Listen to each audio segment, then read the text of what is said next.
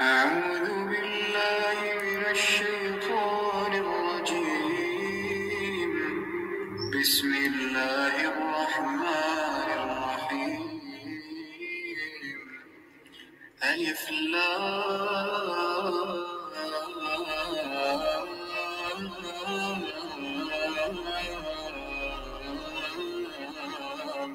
ميم السلام علیکم ورحمۃ اللہ وبرکاتہ یا اہل القرآن، کیسے ہیں آپ سب؟ میں امید کرتی ہوں آپ سب خیریت سے ہوں گے، صحت اور ایمان کی بہترین حالت میں ہوں گے، اللہ سبحانہ و تعالیٰ کی نعمتوں کے دل سے شکر گزار ہوں گے، زندگی میں آنے والی مشکلات مصیبتوں پہ صبر کے ساتھ تحمل کے ساتھ مسکراتے ہوئے انہیں اللہ کی رضا جانتے ہوئے کہہ رہے ہوں گے الحمدللہ، nothing to complain. الحمدللہ وما توفیقی الا باللہ۔ ہم نے دورہ قرآن 2023 کا آغاز کیا ہے۔ قرآن مجید اللہ سبحانہ و تعالیٰ کی خوبصورت کتاب ہے۔ یہ ہمارے رب کا پیغام ہے اپنے بندوں کے نام۔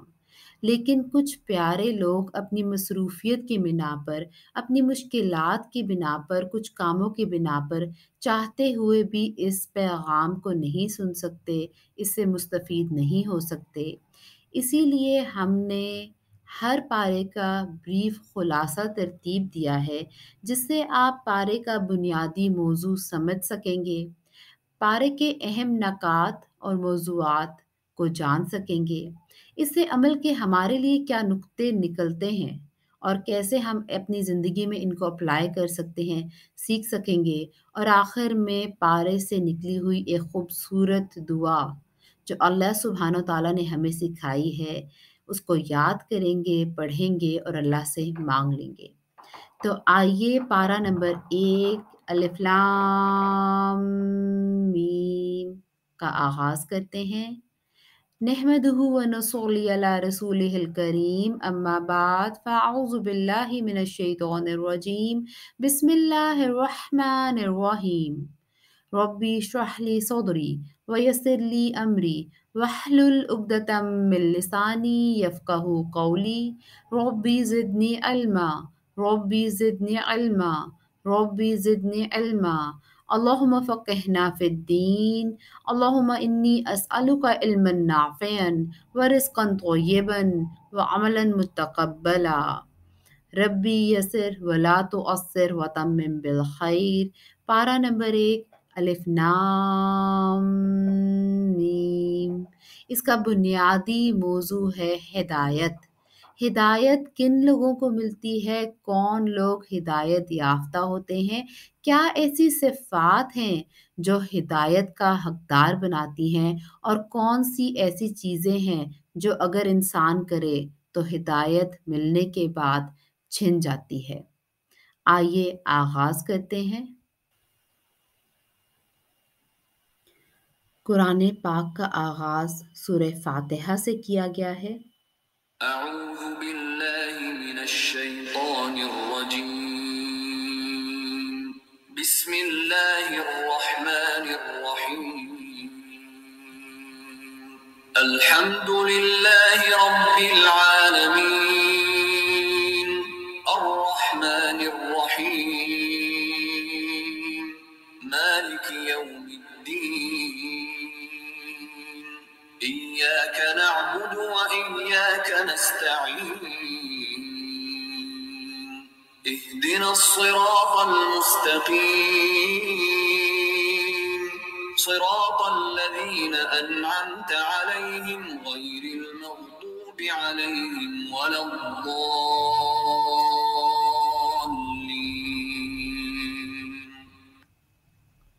سورہ فاتحہ قرآن پاک کی پہلی مکمل نازل ہونے والی صورت ہے۔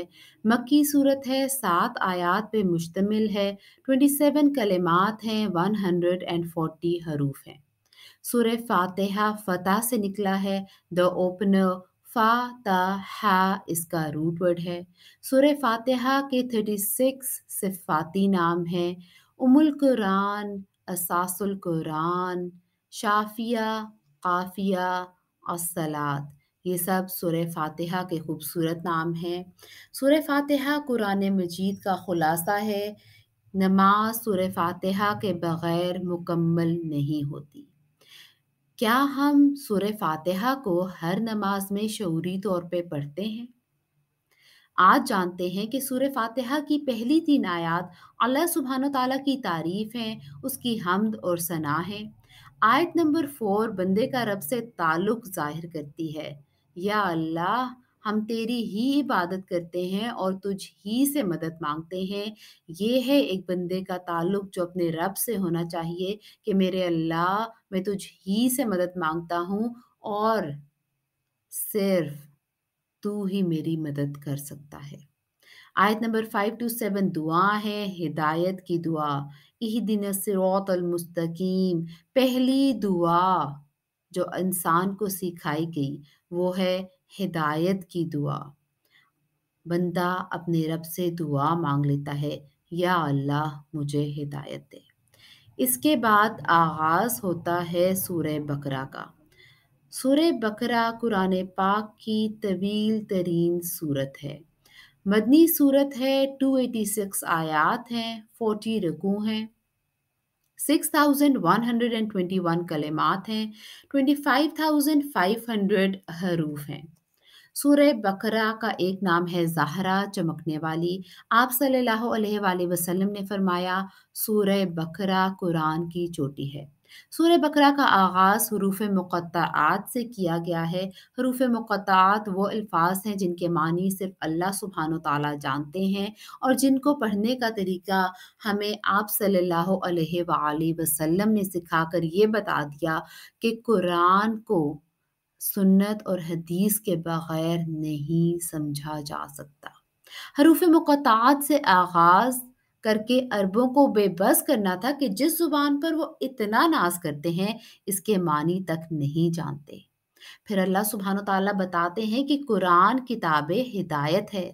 جی ہاں، قرآن ہدایت کی کتاب ہے۔ ہدایت کن کے لیے؟ ہدایت متقین کے لیے۔ متقی کون ہے؟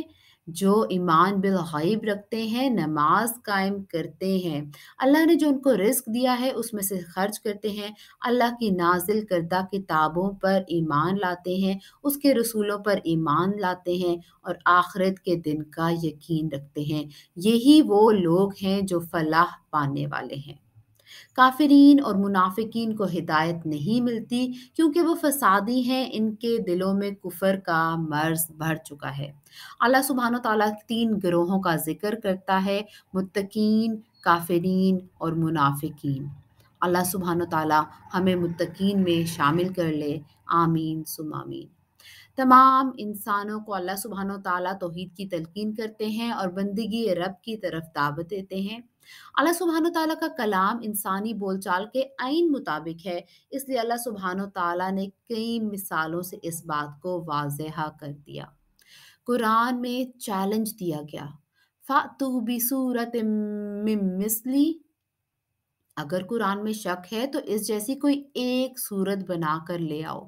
مشرکین مکہ جو یہ کہتے تھے کہ آپ صلی اللہ علیہ وآلہ وسلم نے خود اس قرآن کو لکھ لیا ہے، ان کو چیلنج دیا گیا ہے کہ اگر ایسی بات ہے تو تم اس جیسی ایک صورت بنا کر لے آؤ، لیکن ہرگز تم ایسا نہیں کر سکو گے۔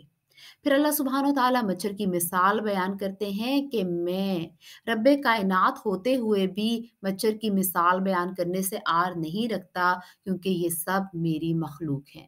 اس سے عمل کی یہ بات ملتی ہے کہ حق کی بات چاہے کتنی چھوٹی ہی کیوں نہ ہو، اس کو بیان کرنے سے نہیں شرمانا چاہیے۔ اس کے بعد اللہ سبحانہ تعالیٰ ہمیں رشتے جوڑنے کا حکم دیتا ہے اور قطع تعلقی سے منع فرماتے ہیں۔ آدم علیہ السلام کو اللہ سبحانہ تعالیٰ نے خلیفہ بنایا۔ اللہ سبحانہ تعالیٰ نے تمام اشیاء کا علم حضرت آدم علیہ السلام کو سکھایا۔ ظہور آدم قوموں کی ہدایت کا ذریعہ تھا۔ آدم علیہ السلام اور ابلیس کا قصہ قرآن میں 7 مقامات پر آیا ہے۔ فرشتوں کا آدم علیہ السلام کو سجدہ کرنا اپنے رب کے حکم کو ماننا تھا۔ ابلیس کا انکار کرنا رب کے حکم سے انکار کرنا تھا اور انکار کی وجہ تکبر اور غرور ہے۔ خود سے سوال کیجئے کہیں میں بھی تکبر اور غرور کی وجہ سے اللہ کے احکامات سے انکار تو نہیں کر دیتی۔ حضرت آدم علیہ السلام کی بہشتی زندگی کے بارے میں بتایا گیا کہ شجر ممنوعہ سے کیسے ان کی آزمائش لی گئی۔ حضرت آدم علیہ السلام کی لغزش، اعتراف قصور، قبولیت توبہ، زمین پر نئی زندگی کا آغاز کیسے ہوا، یہ بیان فرمایا گیا۔ شیطان تمہارا کھلا دشمن ہے، اس سے دور رہو۔ اللہ سبحانہ وتعالیٰ بار بار انسان کو یہ یاد دلاتے ہوئے نظر آئے کہ شیطان تمہارا کھلا دشمن ہے۔ دوسرے حصے میں اللہ سبحانہ تعالیٰ فرماتے ہیں بنی اسرائیل نے کیسے اللہ کی نعمتوں کی ناشکری کی۔ اسرائیل کے معنی ہے اللہ کا بندہ یعنی عبداللہ، یہ حضرت یعقوب علیہ السلام کا لقب تھا، انہی کی نسل کو بنی اسرائیل کہتے ہیں۔ مدینے میں یہود یعنی بنی اسرائیل بستے تھے، اللہ تعالیٰ نے ان کو ایمان کی دعوت دی، انہیں آخرت کے دن سے ڈرایا اور کئی احسانات یاد دلائے۔ کیسے اللہ سبحانہ تعالیٰ نے انہیں فرعون سے نجات دی تھی، کتاب فرقان کا عطیہ دیا تھا، صحرائے سینا میں زندگی کی سہولیات میسر کی تھی۔ اللہ کے احسانات کو یاد رکھنے سے اللہ کی بات پر عمل کرنا آسان ہو جاتا ہے، مگر بنی اسرائیل اتنے سخت دل ہو چکے تھے کہ وہ اللہ کے احسانات کو بھول گئے۔ اس کے بعد اللہ سبحانہ تعالیٰ گائے کا قصہ بیان کرتے ہیں اور کہتے ہیں کہ بنی اسرائیل جیسے نہ بنو جنہوں نے اللہ کے حکم ماننے میں ٹال مٹول سے کام لیا، ہیلے بہانے کیے، حجت بازی کی، نشانیاں دیکھنے کے بعد بھی یہودیوں کے دل سخت ہو گئے، انہوں نے اللہ کی کتاب میں تبدیلی کر ڈالی۔ تیسرے حصے میں اللہ سبحانہ تعالیٰ فرماتے ہیں کہ بنی اسرائیل کا سب سے بڑا گناہ یہ تھا کہ انہوں نے اللہ کے عہد کو توڑ ڈالا، ایک دوسرے کو قتل کیا، گھروں سے نکالا، رسولوں سے بدسلوکی کی، قرآن آنے کے بعد بھی اس کا انکار کیا اور یہ دعویٰ کیا کہ آخرت صرف ہمارے لیے ہے۔ اللہ سبحانہ تعالیٰ نے فرمایا اگر تمہارا دین سچا ہے اور آخرت کا گھر تمہارے لیے ہے تو بے خوف ہو کر موت کی تمنا کرو، لیکن یہ لوگ موت کی تمنا نہیں کریں گے۔ دنیا پرست انسان موت کی تمنا نہیں کرے گا، لیکن یہ دنیا ایک مومن کے لیے قید خانہ ہے، اور کیسے ایک مومن تڑپ کے اللہ سے ملنے کے لیے تیار رہتا ہے۔ یہ لوگ دنیا کے زیادہ حریص ہیں۔ اللہ کی وحی یا جبرائیل علیہ السلام کا مخالف اللہ کا دوست نہیں ہو سکتا۔ اللہ سبحانہ تعالیٰ نے پھر ہاروت و ماروت کا واقعہ بیان فرمایا۔ بنی اسرائیل شیاطین کی پیروی کرتے ہوئے جادو ٹونا کرتے تھے تاکہ جوڑوں میں جدائی ڈالیں۔ یہاں ہمارے لیے یہ پیغام ہے کہ ہم ان تمام برے کاموں سے دور رہیں جن میں بنی اسرائیل ملوث تھے۔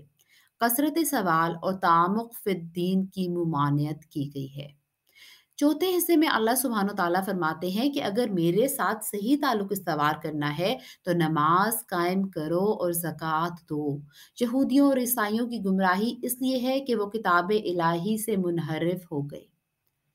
کیا کہیں آج ہم بھی اللہ کی کتاب سے دور تو نہیں ہو گئے؟ محمد صلی اللہ علیہ وسلم کے وقت یہود و نصارہ نے شرارتیں کی اور جھوٹے دعوے کیے، جیسے یہ کہنا تورات کے ہوتے ہوئے قرآن کی کیا ضرورت ہے، جنت تو صرف ہمارے ہی لیے ہے، ہم ہی حق پر ہیں۔ مسلمانوں کو نصیحت کی گئی کہ یہود و نصارہ تم سے اس وقت تک راضی نہیں ہوں گے جب تک تم دین اسلام کو چھوڑ کر ان کی پیروی کرنے نہ لگ جاؤ، مگر یاد رکھو اصل ہدایت اللہ کی ہدایت ہے۔ اس کے بعد اللہ سبحانہ تعالیٰ نے حضرت ابراہیم علیہ السلام کا ذکر کیا، کیسے اللہ سبحانہ تعالیٰ نے انہیں منصب امامت کا عطیہ عطا کیا، کعبے کی تعمیر کا کام ان سے لے لیا، انہوں نے اللہ کی ہر بات کو مانا تو اللہ نے انہیں ساری دنیا کا امام بنا دیا۔ یہود کہتے تھے ہدایت پانی ہے تو یہودی بن جاؤ، نصارہ کہتے تھے نصرانی بن جاؤ۔ اللہ سبحانہ تعالیٰ فرماتے ہیں اگر ایمان لانا ہے تو صحابہ کی طرح سچا ایمان لاؤ۔